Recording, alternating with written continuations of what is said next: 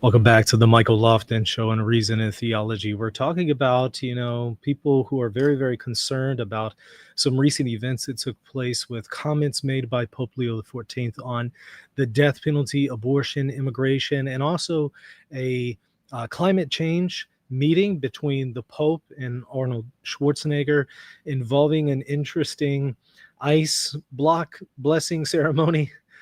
Some are very concerned about it. We're going to take a look at those understandable concerns and see what people are saying and try to figure out what's going on here.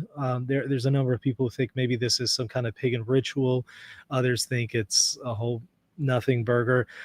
So we're going to explore that together, see different reactions, and I'll offer my own personal take as well. And we're also going to be, diving into questions on like the death penalty and the magisterium on the matter. So there's a whole lot that I have in store for you today. But because we're going to be talking about something that's, kind of a serious topic, let me offer the following video to you by way of a little bit of levity so that we can bring just a little bit of humor to the conversation, since a lot of this stuff is admittedly pretty serious. So enjoy this quick video that I put together for you before we dive in. And by the way, hit that subscribe button if you haven't already. To do it, right? They just set it up so perfectly, okay? I mean, you have the Pope, Arnold Schwarzenegger, in a block of ice. I mean, did anybody think about Arnold Schwarzenegger as the Iceman and, Batman and Ice Baby and all that? So whatever. All right. So there's a little bit of smiles for us as we explore some of these more serious topics. And, before I dive into the specifics, because this is related to the question of the magisterium, the teaching authority of the Catholic Church, how it works, and really, admittedly, there's to have a meaningful conversation about some of these things, we really need to have a good foundation and working knowledge of how the magisterium works. So let me just quickly make you aware of the courses that I teach at a Catholic university on the magisterium that I have available to you. I'm already offering them at a discounted price: 3 courses, 30 lectures, introduction to the magisterium, the history of the magisterium, how to read magisterial documents.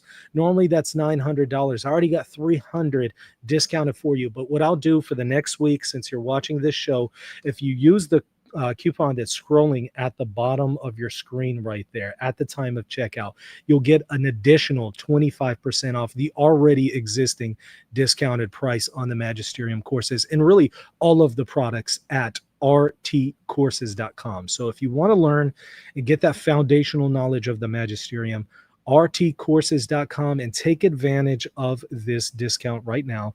25 off is what you'll put at the time of checkout.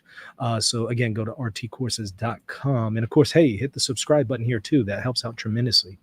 Okay, so let's talk about this, because this, touches on quite a few issues of the magisterium, especially the death penalty controversy that's going on right now. But let me maybe first show you the video of Pope Leo XIV blessing the ice and that ceremony. It's only about 5 minutes, pretty short. Let's take a look at it and see what some people are saying about it. And then we're going to discuss it. Is it pagan? Is it just something goofy? Is it something wonderful? And then what about this issue with the death penalty? Has there been a development here? Is there a contradiction in the magisterium? What are Catholics saying about this? What are Protestants saying about it? What are Eastern Orthodox saying? We're going to look at all of that. But let's just then start with the video so you can kind of have a reference point here. This is, again, a 5-minute clip from Vatican News about the ice blessing ceremony at a climate change meeting with the Pope and Arnold Schwarzenegger, who is present there. And, some are saying, hey, this is a Pachamama 2.0. If you're not familiar with that situation, I've covered it tremendously.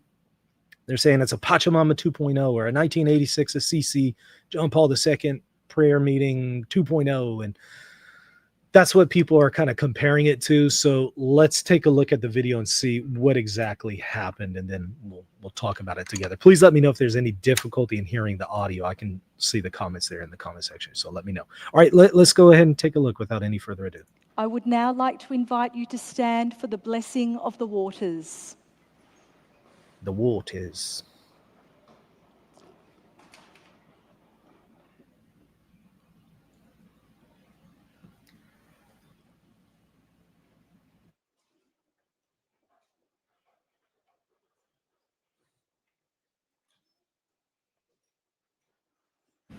So Pope Leo the 14th is blessing the ice, the melting ice.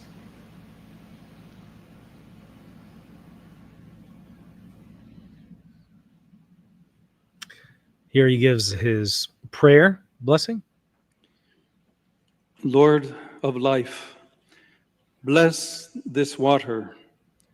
May it awaken our hearts, cleanse our indifference, soothe our grief, and renew our hope through Christ our Lord. Amen. Lord, bless this assembly, this conference. May the dialogue we engage in contain respect for all gathered here and the entire Earth community. May we work towards a flourishing of all creation, held in being by our Creator, through Christ our Lord. All right, now that's the blessing part. We're then going to see some other stuff that goes on here, but right, what we're seeing is the Pope blessing water, and there's numerous things that are being blessed in the Catholic Church, right? I mean, there's entire rituals for blessing all sorts of things, guns, weapons, missiles, food, water, bread, wine, oil, salt. Like, we can go on and on and on, right? Cars, houses, you name it, there's a blessing for it.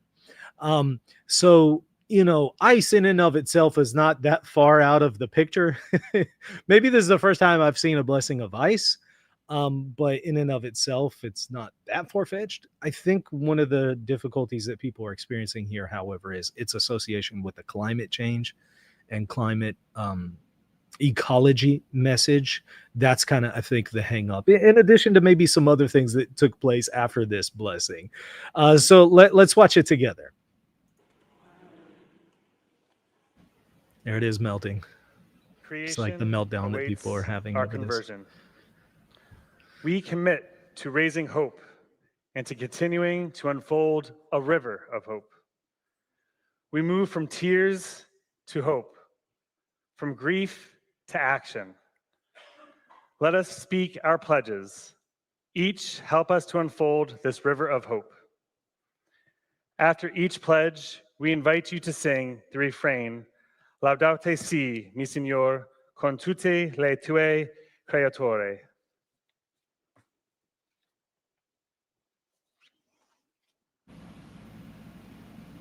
These words from St. Francis' Canticle of the Creatures mean, praise be you, my Lord, with all your creatures. Laudato si, mi Signore, con tutte le tue creature. Okay, so I think this long sheet that they're pulling out, blue sheet, I think that's supposed to represent water. I think. Laudato si, mi Signore. You can hear Pope Leo's very distinct singing voice there. Con tutte le tue creature. We will raise hope by amplifying the voices of youth and grassroots communities. Will you join us? Laudato si, mi Signore, con tutte. Somebody in the chat said they think it's a slip and slide. I don't know. It kind of looks like one. Arnold Schwarzenegger is about to get into that as well. So Tele tue creature, laudato si. sorry, y'all. I should have warned y'all that this song is gonna get stuck in your head for the rest of the day. I apologize. I should have warned y'all. Mi Signore, con tutte le tue creature. We will raise hope by demanding that leaders act with courage, not delay. Will you join with us? Laudato si, mi Signore. I guess them just like shaking the blanket there is again supposed to represent the waves of the sea. I think that's the idea. Con tutte le tue creature, laudato si, mi Signore. Okay, yeah, all right. It has to represent water because they got the waterfall over here on the projector. All right, that's what it is. Con tutte le tue creature. We will raise hope by standing with communities most at risk. Will you join us? Laudato si, mi Signore, con tutte There's the Terminator right over here, right up front and center with the little blanket. le tue creature. Laudato si, mi Signore, con tutte le tue creature. We will raise hope by opening spaces for dialogue, creative energy, and solutions that we haven't yet dreamed of. Will you join us? Laudato si, mi Signore, con tutte le tue creature. Laudato si. Some of y'all in the chat there are cracking me up. Yeah. Y'all are funny. Mi Signore, con tutte le tue creature.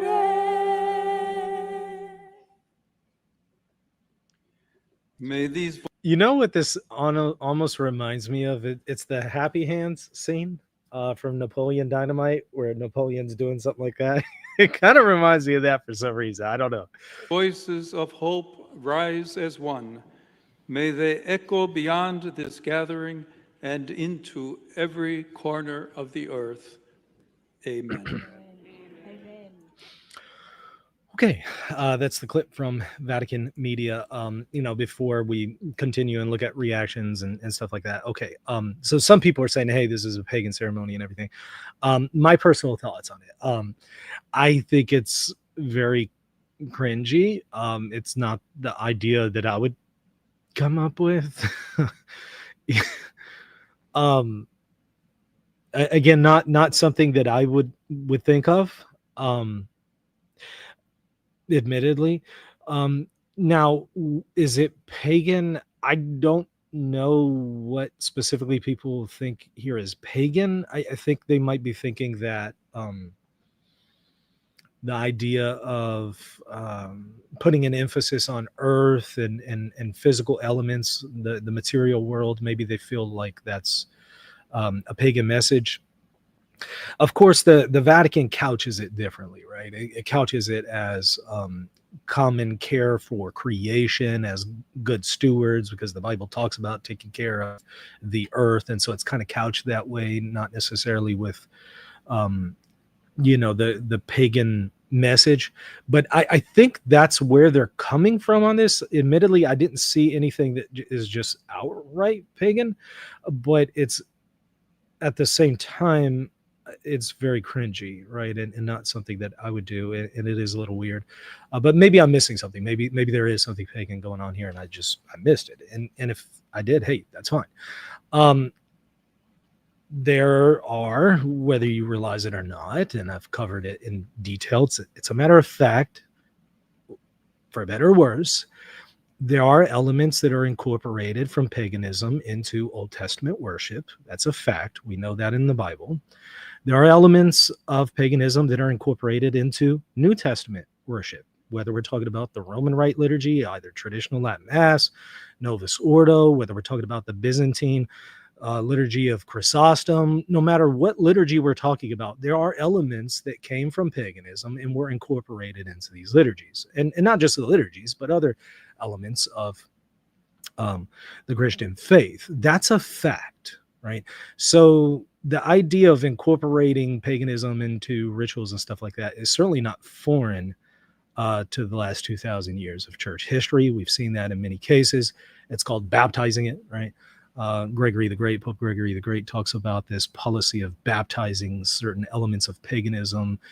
Things that are incompatible with the Christian faith are discarded, but other elements that can be redirected towards the veneration of the saints or the veneration of Mary, those were traditionally taken from pagan goddesses and pagan gods, and then kind of reoriented in a way that is satisfactory for Christian veneration and ritual and practices. And so, again, that's a matter of fact. So even if there were some element of paganism that's being incorporated into this ritual, it wouldn't be the first time we've seen that in church history.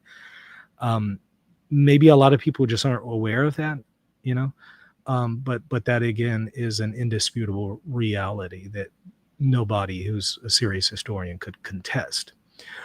Be that as it may, I understand why people would be totally put off by what we just witnessed. To me, that's not something that I would think of or want to even really participate in. I don't know why the Vatican thinks that this is somehow going to be appealing to people. Who was this supposed to appeal to? Like, what's the target audience here? I mean, this is not something that I think speaks to the vast majority of people in society today. So I don't know what's going on there. Somebody asked me in the chat, Michael, why is this cringy?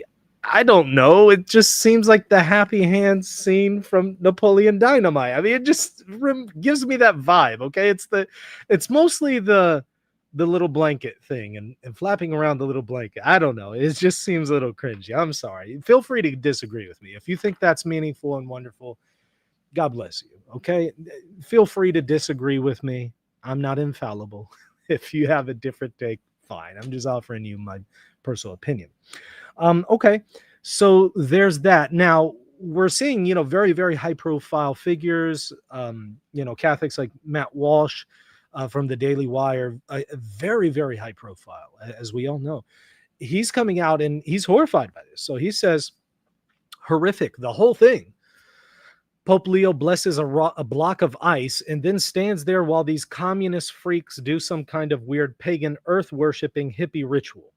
So he feels like this is pagan, it's earth worship, it's hippie-ish and all that.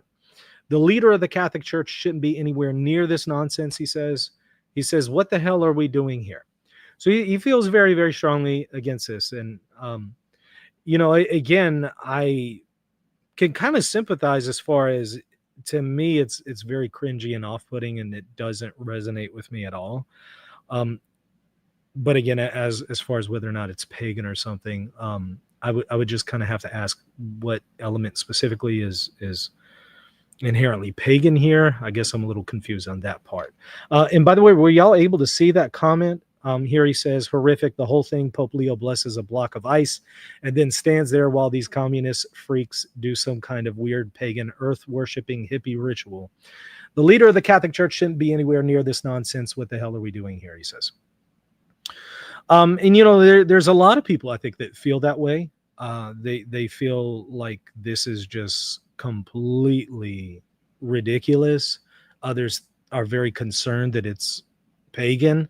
and idolatrous, and others have problems and contentions with the climate change message. They feel that it's based on faulty science. So, what is the church doing endorsing faulty science? And so there's a lot of dynamics to it and a lot of different reasons as to why, various people feel very strongly about this.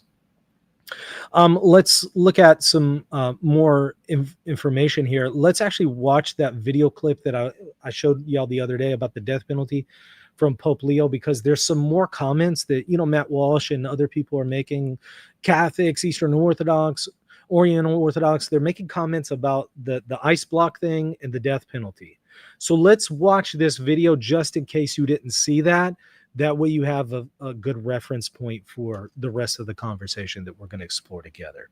And then I'm also going to offer my thoughts on the question of the death penalty and show why there's some difficulties here, why there's some tensions, why a lot of Catholics are concerned by what Pope Leo said about the death penalty, about the pro-life movement. I'm going to go over all of that. So let's watch this clip real quick together. Just wanted to ask one thing that has become a bit of a divisive subject in the US right now, with Cardinal Supich giving an award to Senator Durbin. Some people of faith are having a hard time with understanding this because he is he's for legalized abortion. How would you help people of faith right now decipher that, feel about that, and how do you feel about that? I'm not terribly familiar with the particular case. I think that it's very important to look at the overall work that a senator has done during, if I'm not mistaken, 40 years of service in the United States Senate. I understand the difficulty and the tensions, but I think as I myself have spoken in the past, it's important to look at many issues that are related to what is the teaching of the church. Someone who says I'm against abortion but says I'm in favor of the death penalty is not really pro-life. So someone who says that I'm against abortion but I'm in agreement with the inhuman treatment of immigrants who are in the United States, I don't know if that's pro-life. So they're very complex issues. I don't know if anyone has all the truth on them, but I would ask first and foremost that there be greater respect for one another and that we search together both as human beings, in that case as American citizens or citizens of the state of Illinois, as well as Catholics, to say we need to really look closely at all of these ethical issues and to find the way forward as church. Church teaching on each one of those issues is very clear. All right, look, I have a lot of thoughts about this, and I'm sympathetic to the criticisms that a lot of people are offering here. So let's maybe explore that. First thing that jumped out at me is he said, I'm not very familiar with the situation, but it appeared to me he actually was pretty familiar with it. He knew more about Jeff Durbin than I did. I didn't know he was in the Senate for 40 years. That's a pretty specific number. He seemed, in my opinion, sufficiently familiar. So for anybody who says, well, hey, he said he wasn't familiar, I think he was sufficiently familiar. Based on that. And, it doesn't appear that he was kind of in favor of Cardinal Supich in offering this award here. That's going to be a huge disappointment to a lot of people. I was already expecting that. I had reviewed a video with y'all at the very first week of him being elected Pope, and I showed y'all a video of him as a cardinal where he was praising Supich for the seamless garment, for the death penalty issues, saying everything that he just said, he already said as a cardinal. And so I kind of told y'all, this is his position, whether you like it or not. Heads up, y'all. So if you're a regular viewer of the channel, none of this came as a shock to you, but a lot of people were surprised. They didn't expect this from Pope Leo. The big controversy, well, there's a number of them here. He says that you can't be pro-life and pro-death penalty. And look, I'm very sympathetic to, I don't agree with guys like Taylor Marshall and everything. Or even Bishop Strickland. There's a lot of things that I've had disagreements with them on respectfully, but I do have to say, I understand why they're concerned specifically about that. I think they're rightly concerned and have criticisms of what Pope Leo has said here. So I'm very sympathetic to what maybe guys like Marshall have said about this, or Bishop Strickland and others, because again, in fairness to them, and by way of a constructive criticism of what Pope Leo said, it is an indictment of previous popes.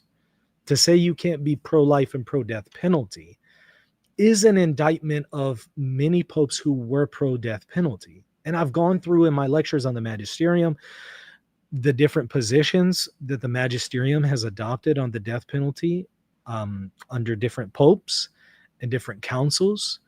I've gone over that. And sometimes the magisterium has been in favor of the death penalty, and popes have been in favor of it. Some popes have been opposed to it, and then others flip-flopped again and then were in favor of it. And there's been a lot of flip-flopping back and forth. You know, you could argue that in the first few centuries, Christians tended to be against the death penalty until Constantine. And then when you start to have influence in the political sphere by Christians, then you start to see more pro-death penalty positions.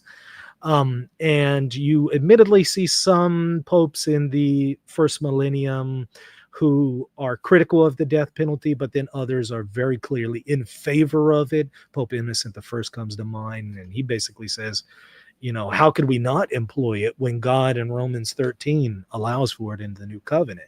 You know, by not employing it, I'm somehow challenging God, was Innocent's argument. You got Innocent III and many others in the second millennium. You have the Catechism of the Council of Trent. You have numerous sources and many popes who were in favor of it. And again, there was a minority position of some who were opposed to it. A lot of back and forth, but all of those who were in favor of it, Pope Leo's words would lead to the conclusion necessarily that all of those guys weren't really pro-life. I think that's overly harsh. I think that's unfair.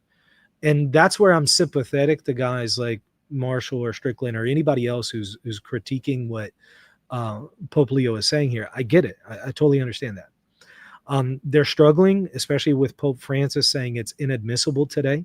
And they're saying, look, there's the reason why Francis said it was inadmissible is he wants to say you can secure the security of society without resorting to the death penalty. You can still protect society.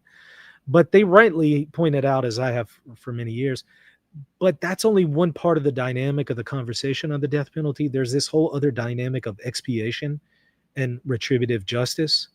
That was really at the basis of the death penalty more than security of society. And here we're talking about the basis of it biblically, where God commands it in the Old Testament and allows for it in the New Testament. It was more a question of retributive justice than it was the security of society. But what Pope Francis did is he only focused on the question of the security of society, and he posited that society could be secured without resorting to the death penalty. That itself could be challenged because there's some countries where that may not apply. But it ignored this other part of the conversation, which is why I've been respectfully saying to the magisterium, it needs to further explain how this is in harmony with previous magisterial interventions and takes into full account the entire conversation. Otherwise, what you're going to have is Catholics who just say there's a contradiction. I'm going to go with what was previously taught, and I'm going to ignore what Pope Francis and Pope Leo said. And they're going to struggle, and they're going to have that confusion. And there's going to be even non-Catholics who are very confused as the church flip-flopping and going back and forth. And it, admittedly, in some cases, it has. But there needs to be an explanation of how can the church do that, right? So this is why I've said the magisterium needs to come out and explain this further, because it's not good enough if I explain it. It's not good enough if you explain it. It's not good enough if a YouTuber or a priest or a bishop or even a cardinal explains it, because at the end of the day, somebody could say, that's just the cardinal's opinion. That's just the bishop's opinion. It's just the priest's opinion on how to harmonize these things. It's more important for the magisterium itself to come out and offer an authoritative harmonization if there is one. And if there isn't one, and there's just an absolute contradiction, I think the magisterium needs to come out and say there's been a full-blown doctrinal reversal here, and then explain how that works in light of what we've seen in Scripture and so on. Okay. So that's where I'm very sympathetic to them. I understand where they're coming from, but I also understand, people on the other side who are wanting to say, look, yes, abortion is horrible, but we also need to have a conversation about the death penalty, and we need to have a conversation about immigration policies. Obviously, in and of itself, deporting people is not necessarily wrong, but there have been some cases where it wasn't done well, and there have been some violations of human rights. And I understand where they're coming from, and we can have that conversation. But I think that the additional problem with what we heard from Pope Leo was kind of putting them all on the same footing. The conversation about abortion, immigration, and death penalty, putting them in the same platform, same footing. And, previous popes would have felt they weren't on the same level. They would have said, we need to talk about all these things and we need to care about all of it. But previous popes very clearly had said that abortion was in a higher category than some of these others. And not just previous popes, but even the United States Conference of Catholic Bishops, for whatever that's worth. So what we saw there with this kind of seamless garment theory that we saw Cardinal Bernardine, that Pope Leo has praised, and Supich, that he has also praised, come up with this idea that they're really all at the same level, all these sociological issues, abortion, immigration, death penalty, it's all on the same playing field. We just saw the Pope completely endorsing that. Now, that's a problem, right? There is a difficulty, there is a challenge there, especially in light of the fact that other popes opposed that. But some might say, it's not infallible. It's not magisterial. Well, first of all, I've pointed out in my lectures on the magisterium, what makes something magisterial? You might be shocked to find out there's not a clear-cut answer of, it has to be this necessarily. There's no one-size-fits-all answer to that. If you were to say, it has to be in an encyclical, or it has to be published in the AAS. Okay, what about periods where they didn't have that publication, or popes didn't write encyclicals? What then? How do you know what is magisterial? There is no one-size-fits-all answer, other than maybe just simply saying very generally, the Pope has to manifest an intention to speak as Pope and to teach as Pope, not as a private theologian. That's the best answer I can give you on what makes it magisterial. And that can manifest in different ways. In some contexts, it can manifest as an encyclical. In some cases, it can manifest in the publication of the AAS, the Apostolic Sees Journal.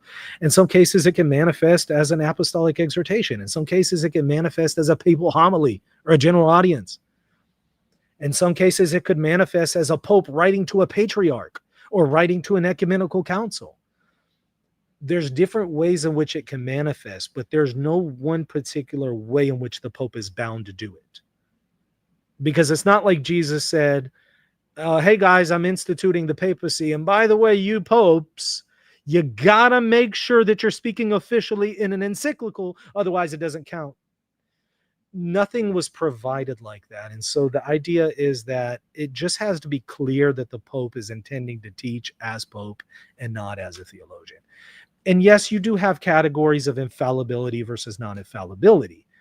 But a couple reasons why I don't find that to be very relevant or even helpful or satisfactory in these conversations, and maybe even dismissive, is because the categories of infallible versus non-infallible papal teachings are a very recent phenomenon within the last 100 years or so. These are not categories that you would find previously. At best, you could say and argue they were implied in previous centuries. But they would not be something that you would see explicitly hashed out, like non-definitive teachings of a pope versus definitive teachings of a pope. Those are more recent categories. Why did the church come up with those recent categories explicitly? To make sense of the fact that popes have contradicted each other. That's why. And so to make sense of that, while also safeguarding the idea of papal infallibility, the church had to come up with distinctions on, here's the criteria for infallibility. And by the way, everything else doesn't fit into that category. So when this pope said this over here and contradicted that pope over there, the pope wasn't doing so infallibly over here. But when he did this over here, it was infallible. Therefore, there's no internal contradiction. These are distinctions that are of a more recent phenomenon, and they're there and employed to kind of, again, make sense of some of the tensions and even contradictions that we see with among some of the popes. One second.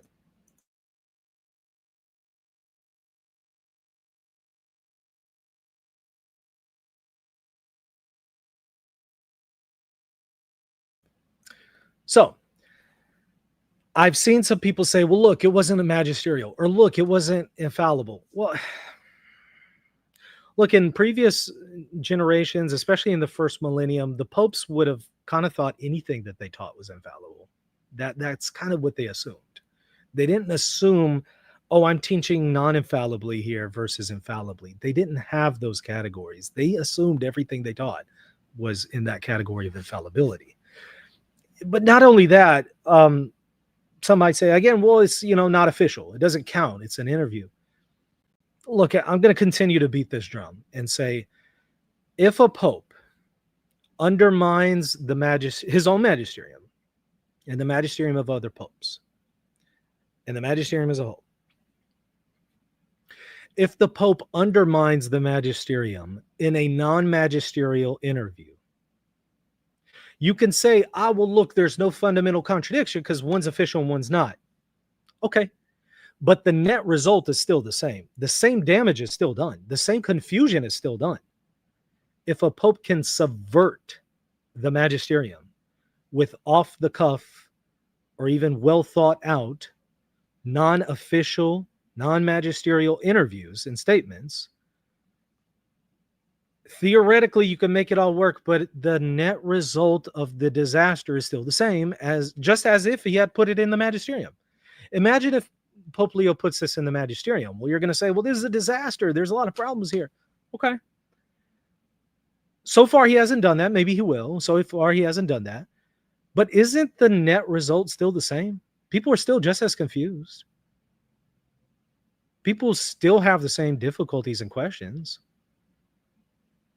So if a pope comes out tomorrow and says the doctrine on homosexuality can change, like Pope Leo actually just did a few weeks ago, he did say that it could change. He said he's not going to be inclined to change it, but he does tell us it could change.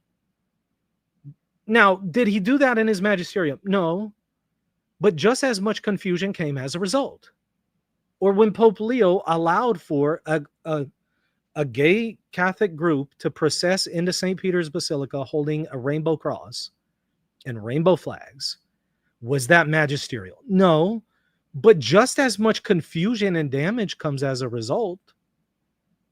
You can do a lot of destruction and devastation without lifting a magisterial finger, as I've said for years now.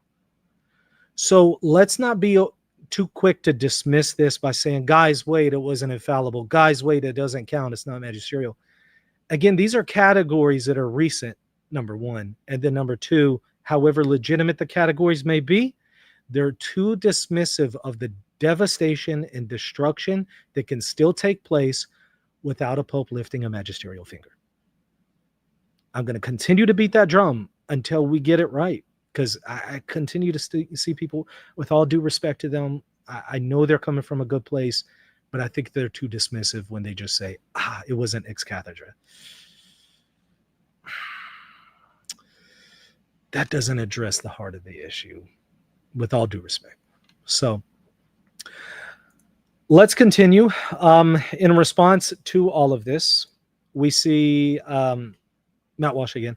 He's saying, and I'm bringing Matt Walsh up here, very, very, again, he's very highly influential. And so his contribution to the conversation is seen by millions of people. And so let's see what he says. He says, please provide the chapter and verse in the New Testament that fundamentally rules out the death penalty. And then please explain how nobody in the church for about 2,000 years noticed that verse until Pope Francis came along and declared, in contradiction to 2 millennia of church teaching, that actually the death penalty is inadmissible in all cases. Well, look, on the one hand, I'm sympathetic to what Matt Walsh is saying. I'm sympathetic insofar as I understand the tension that he's struggling with here, the confusion that he's dealing with. I understand maybe even the personal insult that he might feel from Pope Leo basically saying to him and many other Catholics that they're not truly pro-life. That's kind of an insult to a lot of people who are very pro-life. They're very much against abortion, and they might be in favor of the death penalty, but they're very pro-life, and they're going to feel really personally insulted by Pope Leo. And I imagine Matt Walsh feels that way. So look, on the one hand, I'm very sympathetic, but I might just simply say some of this does need to be qualified. As far as 2,000 years, nobody in the church for 2,000 years kind of believed this. That's not accurate. Again, first few centuries of church history in the ante-Nicene period, so before Nicaea 1, a lot of Christians, and including church fathers, were against the death penalty. After Christianity gained control of the empire, then you start to see more favorable positions on the death penalty. You do have a few popes who opposed it even in the first millennium. And we've explored that before, and I've covered that in many of my lectures as well. So it's not the case that it's like nobody noticed this, nobody said this until Pope Francis. No, there have been instances where popes were opposed to these things, but they were in the minority position. I think that the majority of popes historically, and even just the majority of Christians historically, have been in favor of the death penalty. And why? Well, partly a basis of the Old Testament, but also a basis for the New Testament, like Romans 13, for example. So again, on the one hand, I kind of get where Matt Walsh is coming from, but on the other hand, I want to say it needs to be qualified a little bit more, because it's not this simple, right? It's not. We can't approach this with this kind of simplistic understanding. That being said, the magisterium needs to explain how it can say this is inadmissible in light of John Paul II even recently saying it's still admissible, and numerous other popes saying it's necessary, not just admissible, necessary, and not necessary to safeguard society, but necessary for retributive justice. The magisterium hasn't explained that. It's just said, hey, there's no contradiction. The magisterium has said it hasn't contradicted itself, but it hasn't explained how it hasn't contradicted itself. And until it does that, people are going to struggle here. I'm going to continue to beat that drum until the magisterium addresses this issue, because this is where, per dona veritatis, you and I, we all have a right to constructively offer that feedback.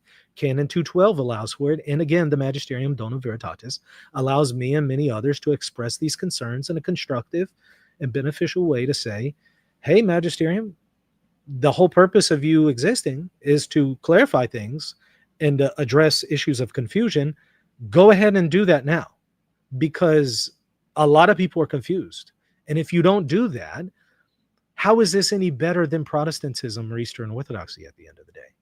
The whole purpose of having a magisterium is to avoid scenarios just like this. Okay.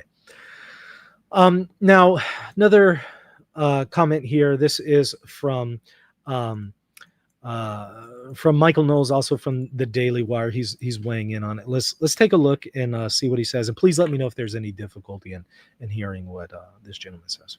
There have been a couple of headlines this week that have raised the eyebrows. One, I guess, the focus on climate change when there would appear to be more pressing problems, and then also this scandal of a Democrat senator who's giddy for slaughtering babies potentially receiving an honor from the Archdiocese of Chicago. You know, it is a scandal. Now the senator declined it, but that doesn't take away from the scandal. Just because he declined receiving it doesn't take away from it at all. And I understand where Michael Knowles is coming from. It is scandalous for an archbishop to offer that award to somebody who is in, contradiction to church teaching on the question of abortion. I think there's a legitimate point that he and many others are making about the award issue. I totally get it. I understand. Cardinal Blaise Supich. Thankfully, the Senator Dick Durbin is no longer going to accept that. But then the Pope weighing in and saying you can't support the death penalty and be pro-life, and it was just an otherwise clear. And let me say something about that. As far as inadmissibility, can you disagree with the magisterium on that and not be in dissent? That's part of the question. Dissent is rejecting a magisterial teaching. A lot of people are going to point out, well, the issue here with the death penalty as far as inadmissibility is a disciplinary and prudential judgment, and therefore you could respectfully disagree with it. Others might attempt to argue, no, it's more than just a disciplinary issue. It's doctrinal in nature, and therefore you can't disagree without being in dissent. The magisterium itself would do very well to come out and explain that further. Which one is it? Can you disagree with this prudential judgment, or is this something that everyone is bound to hold to as far as a teaching? Seemed to like Pope Leo said that church teaching is very clear on all these. He seems to think it's not just a prudential judgment, but a teaching. So again, I think the magisterium needs to come out and further clarify here. But you'll notice Pope Leo went beyond the question of just inadmissibility. He not only categorized it as teaching, he then says you can't be pro-life if you're in favor of the death penalty. That's way beyond what Pope Francis said when he said inadmissibility. So he's gone several steps further than Pope Francis has in that interview. And I do suspect he's probably going to put that in some of his encyclicals and apostolic exhortations as well. Pontificate. It was a little confusing.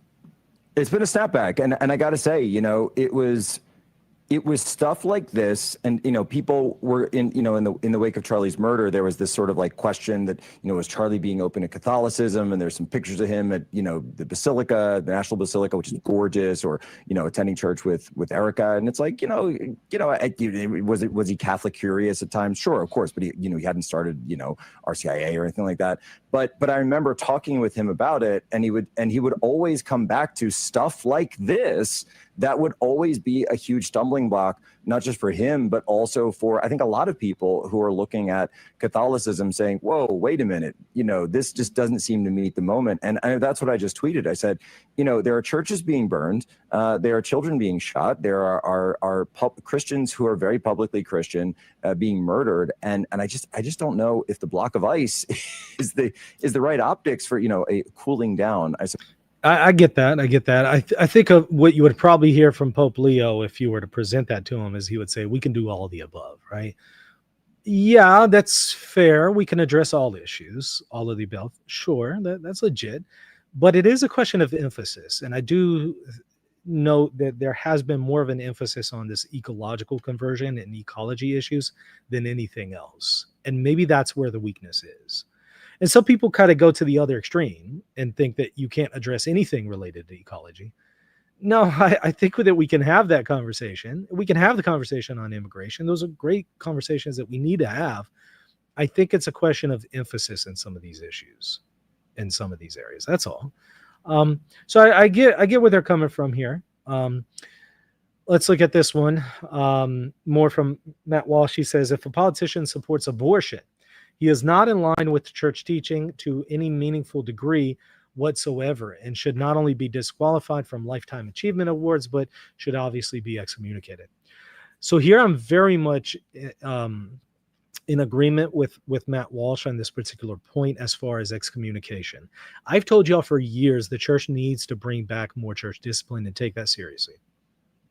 And not just on the question of abortion, but in many other areas. The church needs to take church discipline seriously. And it seems to have abandoned that for the most part, with a few exceptions, since the time of Vatican II.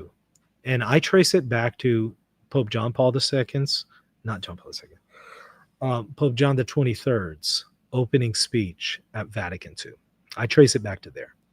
Because he says today we don't need to worry about anathemas and all these excommunications. We need to engage in a medicine of mercy. I have to say respectfully, I think they're not mutually exclusive, right? Excommunication is a medicinal application. It might be the most extreme, but it's necessary and it is medicinal. That is the purpose of it. But I think that what's happened is the church has put those two things against each other. And it said, we have to be merciful because Jesus was merciful. Yeah, but Jesus also spoke about, other matters that are very much in line with excommunication, as does the rest of the New Testament. And I think it's a both and, even if excommunication is a last resort. But it seems like it's not an option at all these days. That's a problem. So here I'm very sympathetic to what Matt Walsh is saying. It's something that I've been saying for years now. We need to bring back some excommunications in some cases, especially in the case of a politician who's pro-abortion. And the attempt that Archbishop Cordileone engaged in, where he tried to stop Nancy Pelosi, was sadly undermined by Pope Francis. And I constructively criticized that at the time with Pope Francis and said, I think that the Pope really failed here and dropped the ball and undermined the bishop here and in his ministry. And the bishop was right. And I think Pope Francis was wrong at that point. So in the rare cases where a bishop has tried, they've been subverted by Rome. And that's part of the problem. Some of the bishops feel like, I can't do it because Rome's going to undermine me. Well, I get it. I can understand why a bishop would feel very frustrated in that case.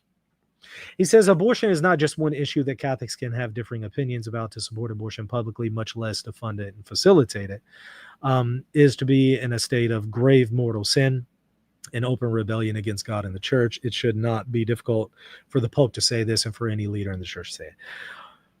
Well, Matt's right. It should not be difficult, and it's not difficult. And the fact that it is such a problem for popes, and it's not just Leo, it's not just Francis, it was also Benedict, it was also, in some particular cases, John Paul II, Paul VI, John the 23rd. It's all of them to one degree or another, in one situation or another. It's a post-conciliar problem. And it's not even unique to the post-conciliar period. We have a lot of problems in the pre-conciliar period, but you get what I'm saying. It's a massive issue all around, and it shouldn't be hard. It's very easy to speak against this. And, the popes can very quickly speak up against putting one particular marginalized group down. If there's this marginalized group in society that's put down, the popes will immediately condemn that, but then be really slow to speak out on issues like this and excommunications. And it's kind of like, this is front and center for your job description. Some of these other things are kind of low in your priority list in your job description. Your job description should be up here and preserving and guarding the deposit of faith and tending to the flock and addressing wolves in the clergy. That should be front and center as your job description as a pope. And it seems like those are put on the back end, and then those other side issues are put front and center. And there's a problem there.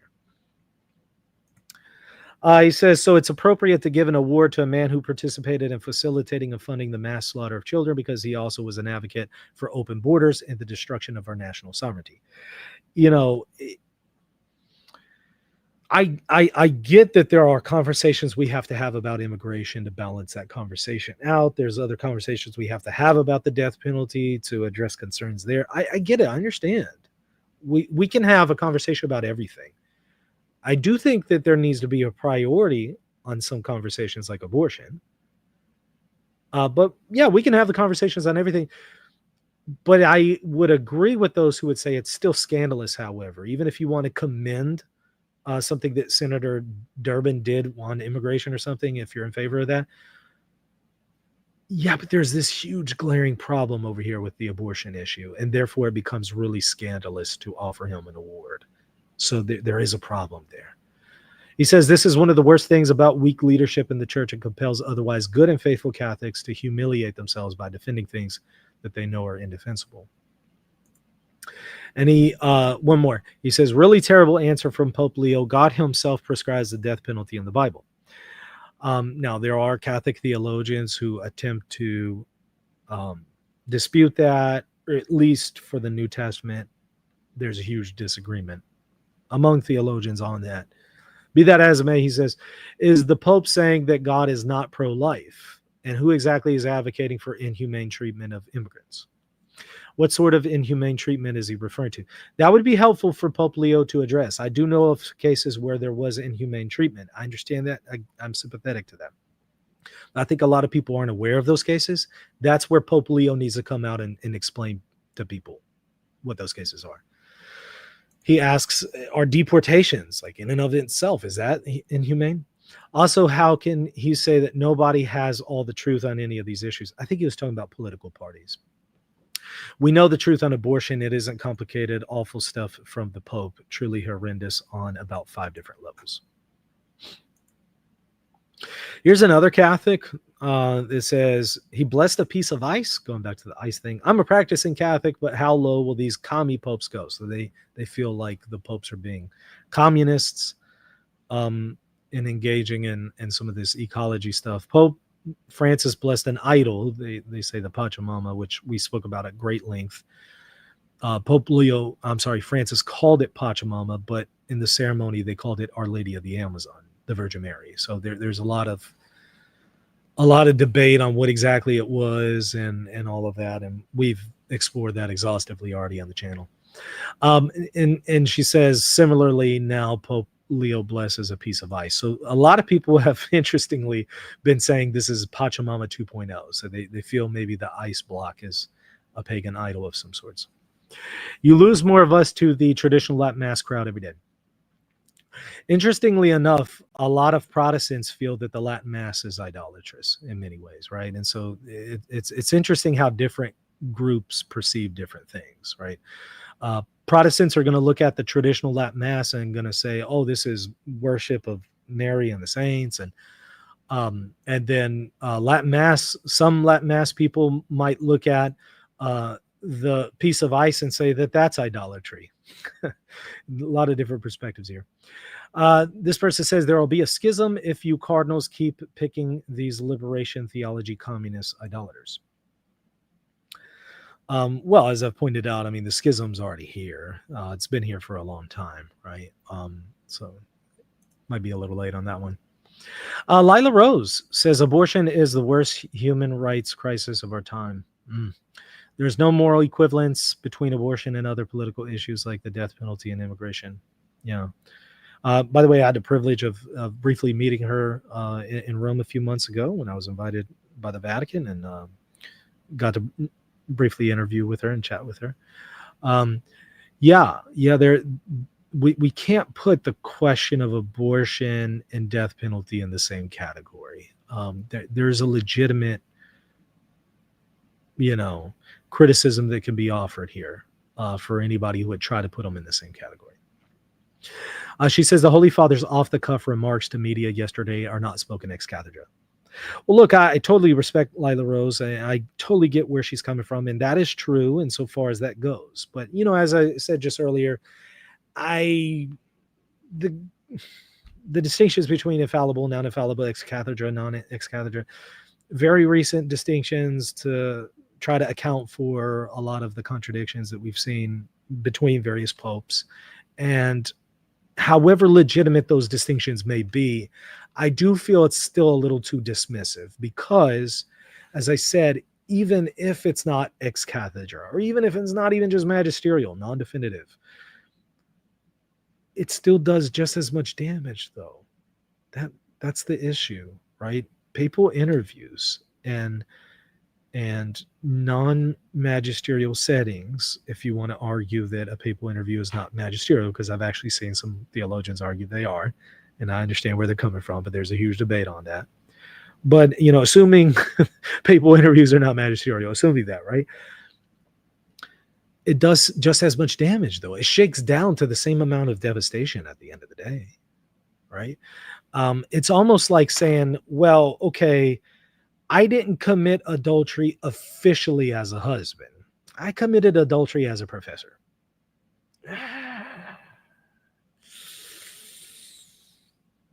I don't know about that one. Or it would almost be like saying, my school wants to fire me because I'm a professor, but now I have this massive adultery scandal. Well, I didn't commit the adultery as a professor. I did that in my private capacity as a husband. Sorry, just the net result is the same, right? I don't even know what it means to do the difference between as a professor and a private person, but you get the point. Like, the end result is the same. It's still an adulterous act, right? And that's going to have implications on your job and your profession and you as a public figure. It's going to, even if it's part of your private life, it's going to have an impact there. So even if these are like non-magisterial, non-ex cathedra, it still has the same practically effect. So, well, with all due respect, I totally appreciate Lila, get where she's coming from, and it's legitimate to point that out. I'm not saying that's not legitimate, but I just want to make sure we're not being overly dismissive, because sometimes I do see people using that. I'm not saying she's one doing that here, but sometimes I do see people kind of use that to kind of dismiss the issue, and I want to make sure we're not doing that. She says he was also not making a doctrinal pronouncement. I get what she's saying as far as it's not magisterial. It is a doctrinal claim, however, but I totally understand what she's saying. But again, my previous point, I think, stands here. She says the Holy Father has been extremely clear in the past that the defense of the unborn is paramount. I don't know. I mean, I understand that he's said things, but he has in the past promoted the seamless garment view that puts them all in the same category. He has done that. I've shown videos of that when he was cardinal.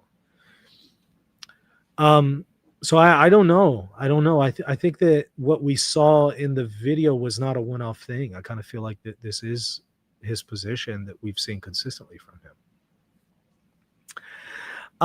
And she talks about the importance of scripture and the evil of abortion, all that. I commend all that.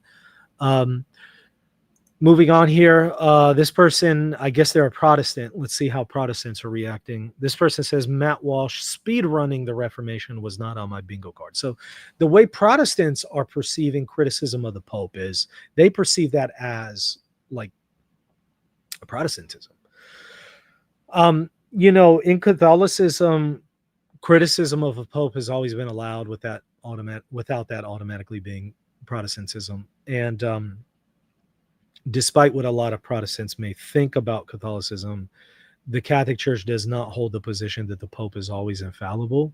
There are conditions for infallibility.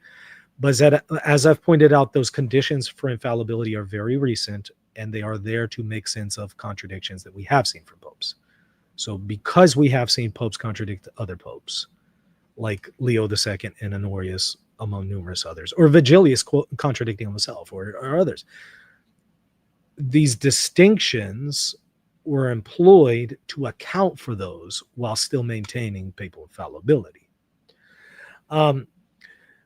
So that's kind of where they come from. And if you're going to critique Catholicism, you have to account for that. You can't just pretend like Catholicism is, somehow saying everything a pope ever says is infallible. That's just not the position currently.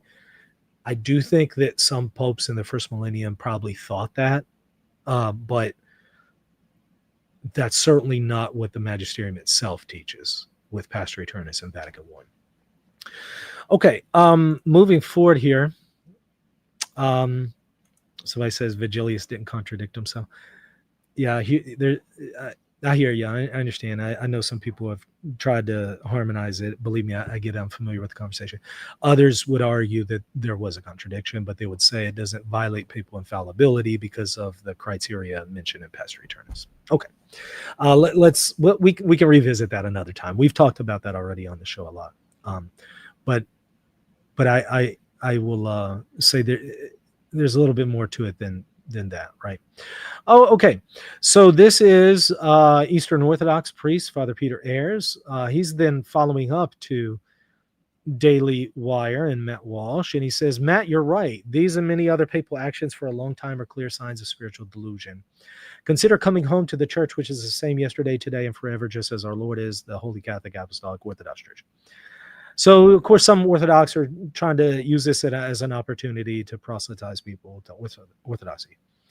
I will say, just respectfully, all due respect to Peter Ayres and others, there are numerous cases of Eastern Orthodox engaging in the same stuff, both historically and presently. So the grass isn't necessarily greener on the other side. The idea also that Eastern Orthodoxy is the same yesterday, today, and forever, I think is overly idealistic understanding of Eastern Orthodoxy. I do have a book, Answering Orthodoxy, that dispels that notion. I would ask people to maybe interact with that. I have to respectfully disagree and say the Eastern Orthodox Church has not been the same yesterday, today, and forever. Whatever changes that you have seen in Catholicism, you can see those same changes, and if not more, arguably, in Eastern Orthodoxy. So I think it is a little unfair to attempt to try to say, come to us, we don't have these problems, when, I think that might work on people who are ignorant of the situation. It doesn't work on people who are familiar. So encourage people to look further into that, with all due respect. So, now here's one Catholic commenter who kind of responded to that response from the Eastern Orthodox, and they say this: the Orthodox, they'll say the Pope blessed the block of ice, Catholics in shambles. And then Catholics will say, your priests and hierarchs bless nuclear warheads. And not only that, but just they do the same thing. They're right there with the Pope in a lot of these things, the Eastern Orthodox. The Orthodox will then say, yeah, but they're not infallible, which I've always found to be a very poor response for precisely this following reason. Catholics, neither is the Pope when he's blessing a block of ice. Right. So point well made. And that's a point I've made for years. The idea of, well, we don't say our Pope is infallible. Well, okay. We don't say our patriarchs are infallible. Okay. Nobody is saying the Pope is infallible here either, for better or worse. So I think it's a cheap shot that some of the Orthodox employ. Okay. Protestant here, Protestant pastor Justin Peters says, you have got to be kidding me. He just blessed a block of ice. This Pope is every bit as nutty liberal as the last one. Well, like I said, I mean, it's not just ice. I don't know why that's a shock to Justin Peters. I can pull off books from my shelf right over here on the left of me with entire rituals for blessing everything under the sun. I mean, so I don't know why ice is so out of the norm, you know. I don't know why that would be such a big deal. I think the issue is not just the ice itself or blessing the ice. I think people are concerned about the climate change message that it's associated with. James White, Protestant, says, upon this block of ice, we will build our climate change foolishness. Man, it's been a rough 48 hours for thinking Roman Catholics, hasn't it? So some of the Protestants are seeing this as an opportunity to, say that Catholicism is in shambles and, the Catholic Church is having a hard time. So that's James White. Protestia, another Protestant group, says, Pope Leo blesses a huge chunk of ice at the Raising Hope for Climate Justice International Conference. And why is no one talking about the song at the end? Okay, well, let's actually listen to the song at the end. I wasn't sure what song they were talking about. I thought it was the Laudato Si. Evidently, it was a different one. Let's take a look. Oh, yeah, I believe it isn't too late, too late, too late, too late. Too late, too late, too late, too late. Time to turn around. Not my cup of tea as far as music. I guess their message, time to turn around. I guess their idea is we have to stop the problems and ecology now while we still have time. I don't know. I couldn't find the full song. Again, personally, not my cup of tea. More people showing you here. Others are trying to say this is like a Pachamama 2.0. Here is the statue that the originator of the statue, and in the original ceremony, they said it's Our Lady of the Amazon, the Virgin Mary. Pope Francis later on called it Pachamama, which is a representation of Mother Earth. So there's a huge debate on what exactly is it, but then it was processed into St. Peter's Basilica 2019 after the ceremony of the blessing of the statue in the Vatican Gardens. And it was, brought into St. Peter's, and there was an additional ceremony. And a lot of people felt very scandalized by it. They felt like, oh, this is idolatry, this is pagan. And, so without maybe having to rehearse all of that we discussed previously on this channel, and also the history of the relationship between incorporating pagan elements into the Christian liturgy and into Christianity, without rehearsing all of that, a lot of people were very scandalized by it, and they're kind of feeling like this new ice thing is the Pachamama 2.0. I do want to note, however, this post that I made September 6th, whenever Pope Leo allowed for the rainbow cross by an LGBT Catholic group to be processed into St. Peter's Basilica, allowed them to do that, and also sent them a bishop to celebrate their LGBTQ Catholic Mass. I raised the alarm at the time and told y'all this is very, very problematic for Pope Leo to do. And the reason why I'm bringing it up here is I do have to just say I am a little confused. Okay, here's why I'm confused. I was beating the drum about, guys, what in the world is going on? Pope Leo just allowed this to happen in St. Peter's Basilica, and almost nobody said a word about it. But the block of ice thing, I've seen everyone in the world talk about. And with all due respect, I have to say, oh, look, I totally get some of the concerns about the block of ice ceremony. We've talked a little bit about that so far, but I'm a little confused as to why there's been such an uproar on the block of ice, but not on a pride flag and pride cross being processed into St. Peter's Basilica. I have to respectfully say, where were all these online voices then? And here's my working theory. Here's what I think happened. A couple weeks ago when that happened, everybody was still operating with this narrative that Pope Leo, let's just kind of wait and see how he is, or they were operating with this narrative that he is, kind of an American conservative and maybe even traditionalist. And whenever that happened with the rainbow flag, people were still kind of operating with that narrative, so they just kind of let it slide and slip under the radar. I thought maybe, I don't know, are traditional Catholics more open to pride masses? And it's weird that there wasn't a lot of commentary on it. I just left me scratching my head and wondering, why am I one of the few people bringing this up?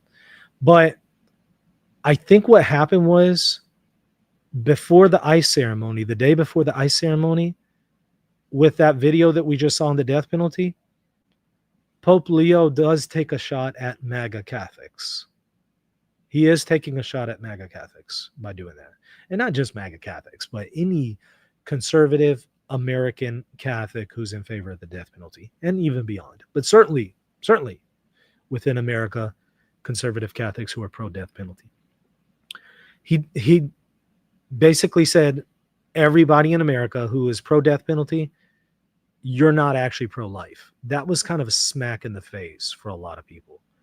And so the next day, whenever the ice ceremony happens, now they're paying attention. And they're looking for something to kind of criticize, to get back at Pope Leo for taking that shot on him. And the ice ceremony is their opportunity to do that. That's my working theory. Which, again, I have my own criticisms of the ice ceremony thing. I think it's cringy. It's not something I would do. But I kind of feel like, guys, he allowed a whole rainbow cross to be processed into St. Peter's, and y'all didn't say anything. Why are you just now saying something about a block of ice? Why is the whole world going mad over a block of ice? I kind of feel like, shouldn't the whole world have had a meltdown over that? The rainbow flag being processed? I'm just saying. Rainbow cross seems to me like that should be the Pachamama 2.0, if anything. But what it was is, people at that time a few weeks ago were still operating with this other narrative. A lot of the voices that are now bringing up the ice are the very ones who are personally insulted by Leo's comments on the death penalty. And so that's my working theory as to why we're seeing such an uproar over the block of ice, but so little about everything else that I've been pointing y'all's attention to prior to this week. I do think moving forward, we're going to see a lot of people start to criticize a lot of stuff from Pope Leo, because they're going to be looking now. Meltdown. Somebody said, I see what you did there. It is pun intended, right? The meltdown that people are having here, pun intended, right? Ice meltdown, people having meltdowns. Okay, you get it. Yeah, just about as corny as the ice ceremony, right? Those are my thoughts on the matter. Very sympathetic again to a lot of the people in these conversations. I have some slightly different views in some cases, but I hear where people are coming from. I hope offering my thoughts has been helpful in kind of giving you some direction and guidance and think you through these things.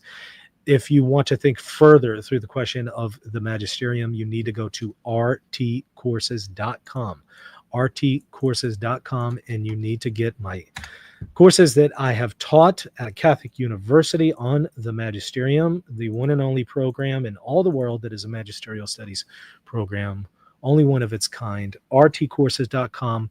You'll get, in addition to the already existing discount for all 3 courses on the magisterial studies bundle here, you will get another 25% off if you use the coupon code that I have scrolling at the bottom of your screen there. It says get 25% off all of my courses and products at rtcourses.com.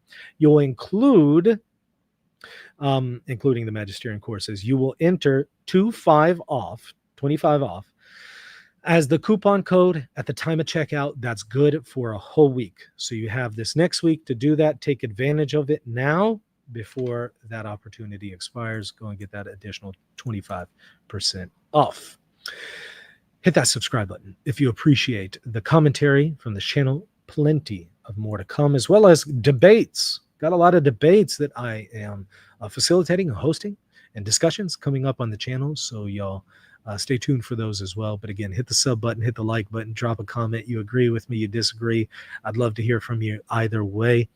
My opinion's not infallible, so I want to hear your opinion as well. And if I'm wrong on any of these points, feel free to show me where. I'd really appreciate your feedback.